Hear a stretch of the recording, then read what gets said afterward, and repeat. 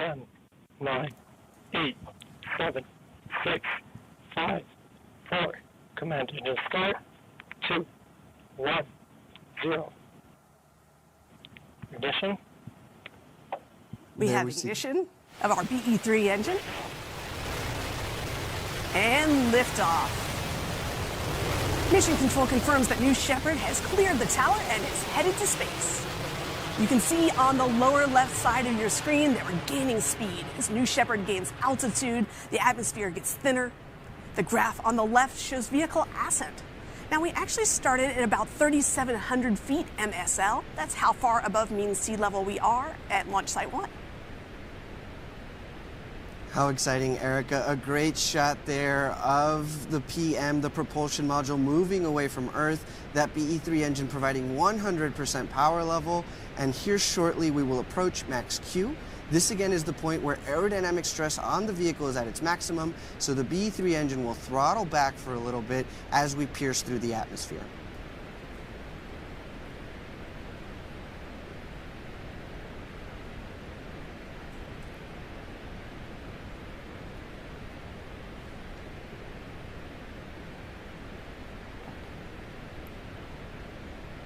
Now that we've passed max Q, BE-3 will begin to throttle back up to 100% power level. We'll see that velocity ticker on the left of your screen start to increase more rapidly as the air gets thinner. New Shepard is moving faster and faster.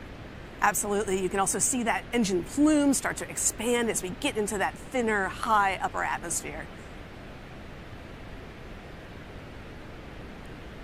Such a cool shot there. So just over 2 minutes of boost for the BE-3 engine before we reach the next stage of our mission, MECO, main engine cutoff. That will be the next milestone we'll see.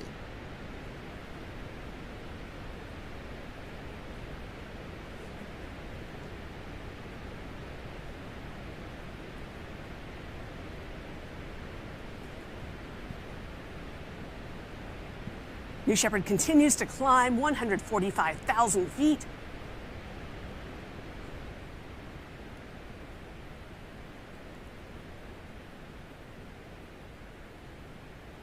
There it is, main engine cutoff just over 2,200 miles per hour, and soon vehicle separation. Always love seeing us coast through MECO.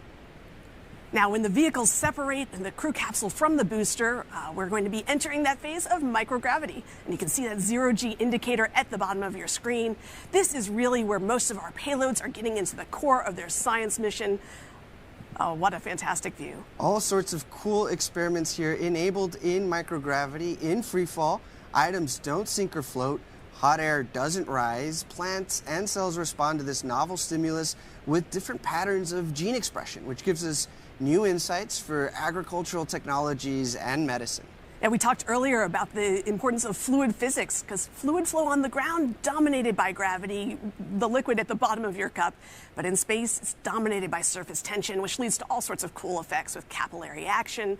And these effects are relevant for everything from drinking coffee to refueling satellites to the microfluidics in your medical diagnostics. Incredible, and I'm sure the payloads are enjoying all of the clean, very clean microgravity data that they're collecting at this time. And loving that view back down on the clouds over West Texas.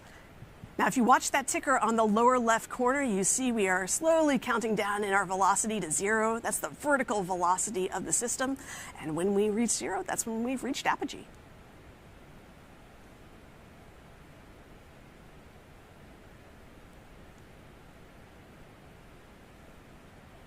And fantastic. Capsule pausing in its upward journey just momentarily. Apogee for the capsule at 351,247 feet, well into space and over the Kármán line.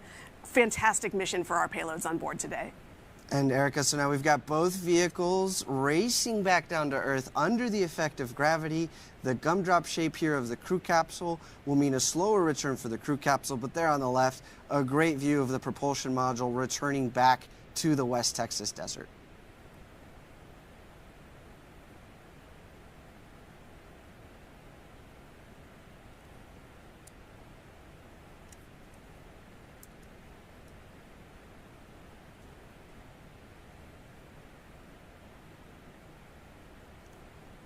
So as we come back down and the atmosphere begins to get thicker again, we start to have the ability to use our aerodynamic control surfaces. What you'll be seeing next is the air brakes deploying. This is a critical step in slowing the vehicle down, increasing the surface area, just like a badminton shuttlecock or something that's helping you to come down through the upper atmosphere. We're going to see that the velocity starts to decrease with those air brakes out. In fact, the drag brakes should cut the velocity in about half. So we'll be looking for that, picking up, hopefully with the cameras, the long-range cameras, and seeing those drag brakes deploy as the propulsion module cuts through the atmosphere.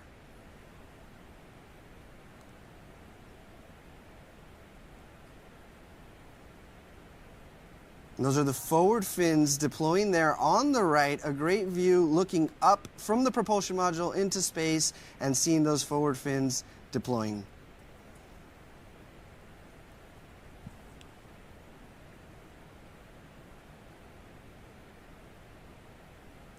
You can see the capsule passing by just there on the right-hand screen, well above the booster at this altitude. What a great video shot. I love seeing this. Those are our experiments, our customers today getting their microgravity data in.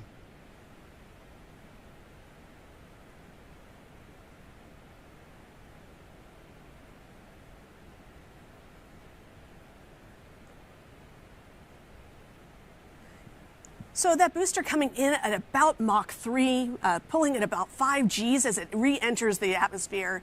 So we're going to be seeing that velocity decrease rapidly at this point. And this is one of my favorite parts of observing a mission from West Texas. Those are the drag brakes. There they are deployed.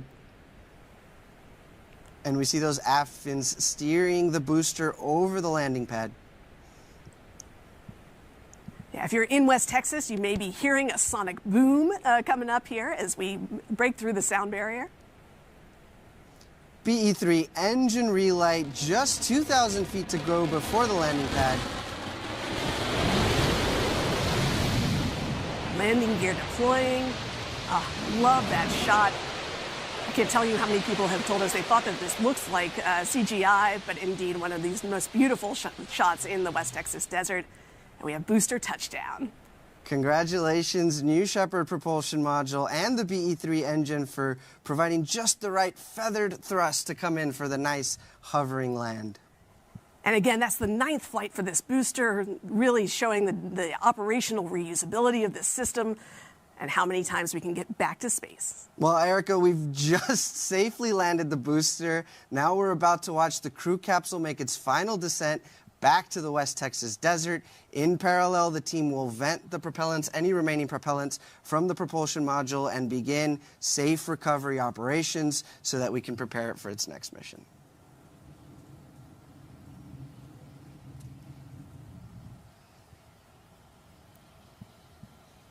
Well, these shots are incredible. We've got the Sierra Diablo Mountains in the background, some yuccas and some choyas, and of course, a world-class propulsion module booster on a landing pad.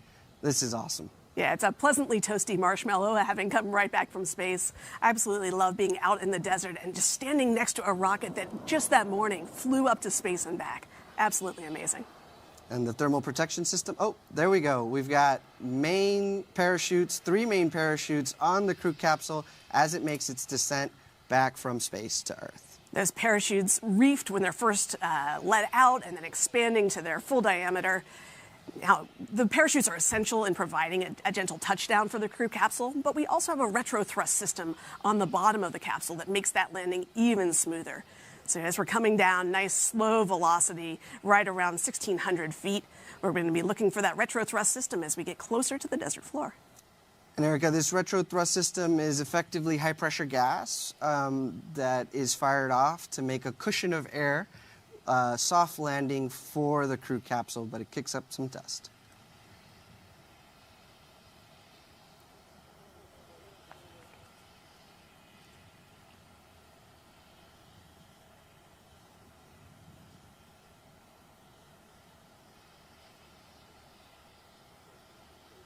Such gorgeous scenery, such a gorgeous crew capsule, and again, those parachutes doing their job, taking us down to just about 15 miles per hour.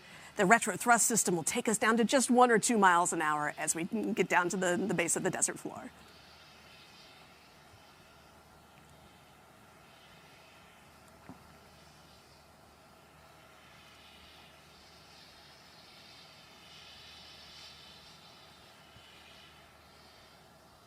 There it is, touchdown for NS-24 and our 33 customers and 38,000 postcards. What a journey. Special thank you to all of our customers flying important science and education on board today, especially to all the students who designed and built experiments. I want to shout out to our friends out at MIT, the University of Central Florida, PS 185 in Brooklyn, AIAA, ASGSR, our sponsors at NASA. So many cool things going on board today.